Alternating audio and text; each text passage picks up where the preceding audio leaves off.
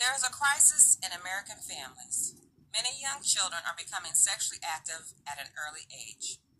Sex education should be required in all schools as early as the sixth grade and annually through middle and high school. Young children should be aware of good touch and of bad touch. There are girls entering school who are not even aware of their own bodies. Some have never had the proper care nor information. There are many young men who have no education regarding the cause and effects of a sexual relationship. Fact, only 13 states in our nation require sex education to be medically accurate. That leaves a lot of room for interpretation in teenage health literacy. In 2016, the United States had a higher rate of teenage pregnancy and sexually transmitted diseases compared to most industrialized countries. Comprehensive sex education includes age-appropriate, medically accurate information on a broad set of topics related to sexuality, human development, decision-making, abstinence, contraception, and disease prevention. Research published in the Journal of Adolescent Health concluded that when sex education includes information about contraception, teens have lower risk of pregnancy than those adolescents who received abstinence only or no information at all. And with these findings, we can alleviate that common fear that parents and teachers have, that worry that, oh, if my student is going to learn about sex education, that's going to make them more likely to be sexually active after receiving the information. And then there's so many people today who still think that it'll all come natural. When it's time, it'll be right for them. Basically, they'll learn on their own.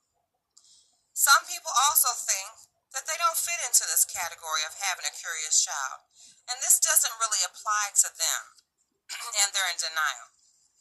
Still, people may feel this decision is a personal subject that they should handle as a family, and it should not be shared out in the open.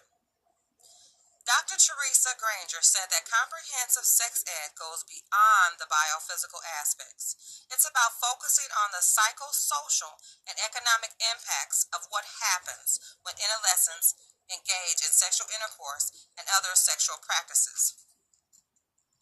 In order to be comprehensive, sex ed programs have to consider the whole student. Teens who are in healthy and supportive relationships involving friends and family will often make much more different decisions than those teens that lack involvement with others.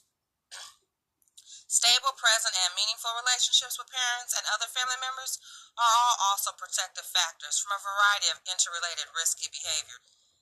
Children should be more aware of their body parts at an earlier age. Parents should explain these functions before entering puberty. All children should be aware of what to look for and what changes to expect. Parents can give the basic information about body, and the school can add on in the health class. Teens will often reach out for education when they have made up their mind or their decision about sex. But it's our job to make sure that when they do that, they are provided with accurate and comprehensive information.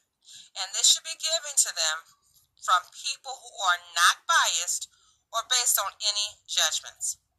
Think back to the first time that you had a sexual thought or feeling. Were you ashamed? Afraid? Did you know what it was? If you had been aware, would you have made the same decisions today?